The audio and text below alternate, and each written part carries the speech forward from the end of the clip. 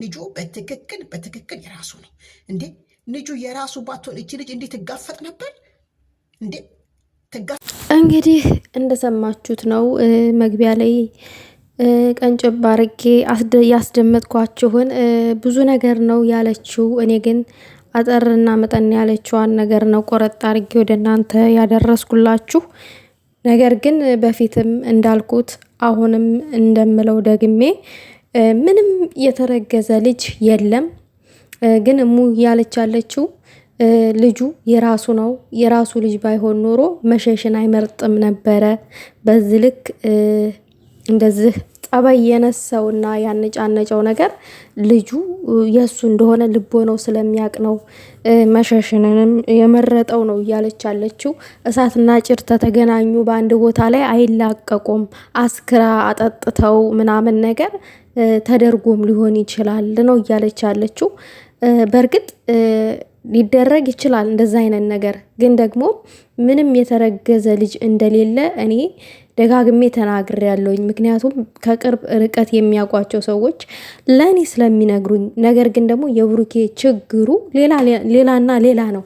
ሰላም ውዶቼ፣ ሰላማችሁ ይብዛልኝ በያላችሁበት ቦታ። ይህን ቪዲዮ ላይክ፣ ሼር አድርጉ። ሀሳብ አስተያየት ካላችሁ በኮመንት አስቀምጡ። ቤቴን ደግሞ ሰብስክራይብ አድርጉ ውዶቼ፣ ችግር የለውም አይከፈልበትም ትላላችሁ እና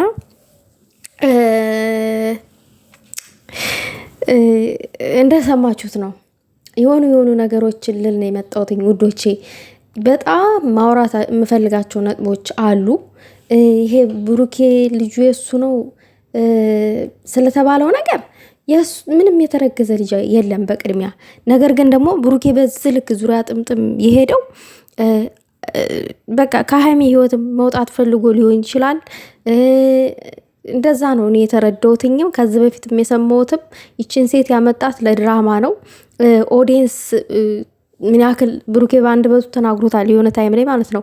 ኦዲየንስ ምን ያክል በእኛ ላይ እምነት እንደጣለብን ታውቂያለሽ ሀይሚዬ፣ በቃ እንታረቅ፣ ይቅርታ ለተፈጠረው ነገር ምናምን እያለ ይቅርታ እየጠየቃት ባለ ሰዓት አንተ ለኦዲየንስ ብለህ ነው ወይ ወይንስ ለቤተሰብ ብለህ ነው ወይ እኔን ይቅርታ የምትጠይቀኝ ምናምን ነገር የሚል መልስ ነበር የመለሰችለት ማለት ነው። ስለዚህ እሱ የኦዲየንስን ጋር ያለውን ነገር የሚያስነሳበትን ችግር ስለሚያውቀው ነው በእንደዚህ አይነት ዙሪያ ጥምጥም ድራማውን ሰርቶ ውልቅ ማለት የፈለገው ማለት ነው። ነገር ግን ደግሞ እኛ ፋራ አይደለም። እንኳን የተደረገውን ልታደርጉት ያሰባችሁትን ተንኮል በዚች በአንድ ህፃን ልጅ እናውቃለን ማለት ነው። እናውቃለን፣ እንረዳለን ከሁኔቶቹ ከነገሮቹ ማለት ነው። እና ይሄ ልጅ የተረገዘ ልጅ ምንም ነገር የለም። በቃ ለምክንያት ነው። አንድ ሴት አለች ሀይሚ ከብሩኬ ጋር እንድትቀጥል የማትፈልግ ሀይሚን የምትጠላ ሴት አለች። በቃ ያቺ ሴት ደግሞ ብሩኬን በገንዘብ ገዝተዋለች። ፋክቱ ይሄ ነው። እውነቱ ይሄ ነው። በገንዘብ ገዝተዋለች። የሚገርማችሁ ነገር እኔ ብራንድ የሆኑ ነገሮች ነው ከውጭ የምታመጣለት ስትመጣ እንኳን እኔ ብራንድ ሽቶ፣ ብራንድ የሆኑ ልብሶችንም ጊፍት ይዛለን ነው የምትመጣው ያቺ ሴት። እና ብሩኬ ችግሩ ምን መሰላችሁ? በራሱ አይተማመንም። ኮንፊደንስ ዜሮ ነው። አያችሁ፣ አንዳንድ ጊዜ የሰውን ወሬ የሚሰማ ሰው ህይወቱን ያጣል። ሌላው ነገር ማውራት የምፈልገው ነገር ልንገራችሁ እዚች ጋር ማለት ነው። ብሩኬ በባለፈው ለታ ለሀይሚ አንቺ ጥቅም ስታይ ነው ወይ ወደ እኔ የምትመለሽው ብሏታል። ነገር ግን ደግሞ ሀይሚን ከመሰረቱ ጀምሮ ከብሩኬ ጋር ጀምሮ ስትገናኝ ያለውን ነገር ብናየውና ብንመለከተው እሷ ውስጥ ያለው ውዴታ ነው። እሱ ግን መጀመሪያ ቀብረር ሲል ነበረ። ቀብረር ሲል ከዛ በኋላ የሆነ ቦታ ላይ ስኬታማ ሲሆን የሆነ ነገሮቹ ምናምን ቼንጅ ሲሆኑለት ከዛ ቅማምዬን ማቆለባበስ ጀመረ ምናምን ነገር ምናምን። እንደውም ትዝ ይላችኋል ማች የሆነ ልብስ ሲሰጡ እንደኛ እኮ ፍቅረኛ አይደልን ምናምን እያለ ይንቀባረር ነበር ማለት ነው። ከዛ እሷ ጋር እውነተኛ ውዴታ ስላለ ከዛ ቆይቶ ነው እንደውም እሷን የውሸት ሳክስ ሲሰክሳት የኖረው እሷ ግን የእውነት መስሏት ማለት ነው። እሱ የውሸት ሳክሱን ሲሰክስ ምናምን ብሩኬ መሰከስ በጣም አንደኛ ነው። ባይ ዘ ወይ ትናንትና የራሴን ህይወት ጀምሬያለሁ ብሎ ሰከሰን። ከዛ ደግሞ በማግስቱ ሲመጣ ምን አለ? የራሴን ህይወት ጀመርኩ ማለት ስራ አልሰራም ማለት አይደለም ወይ? ስራ አልሰራም ማለት ነው ወይ? እንዲህ የራሴን ህይወት ጀመርኩ ማለት የራሴን ስራ ጀመርኩ ማለት ነው ምናምን እያለ ሲቀበጣጠር ነበር። አስቡ፣ የራሴን ህይወት ጀመርኩ ማለት ትዳር ውስጥ ገባው ፍቅረኛ ያዝኩ ማለት ነው። ምንም አያገናኘውም። እኔ ስራ ጀምሬያለሁኝ፣ የራሴን ህይወት ማስተካከል አለብኝ፣ በቅድሚያ ግን ስራ መስራት አለብኝ ብሎ ነው ማብራራት ያለበት። አንድ ሰው ስራ ጀምሬያለሁ ማለት ካለበት ስራ ጀምሬያለሁ እና የራሴን ህይወት ጀምሬያለሁ ማለት በጣም ዲፈረንት ናቸው። እና ብሩኬ ትናንት የተናገረው ሌላ፣ ዛሬ የተናገረው ሌላ፣ ነገም ሌላ ነገር መጥቶ ይነግራቸዋል። ስለዚህ እንደዚህ ነው።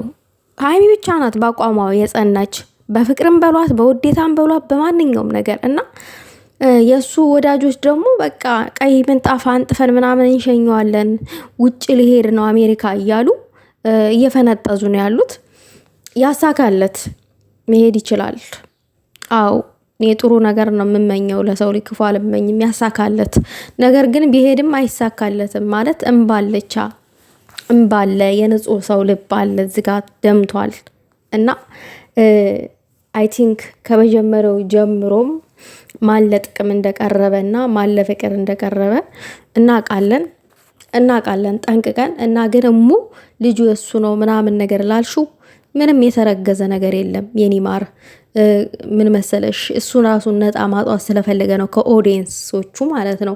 ከኦዲየንሶቻቸው ራሱን ነፃ ለማውጣት ለማግለል ያደረገው ነገር የድሮ ፍቅረኛ ናት ምናምን በቃ አግኝቻት ነበረ ምናምን አለ መጀመሪያ ላይ ማለት ነው።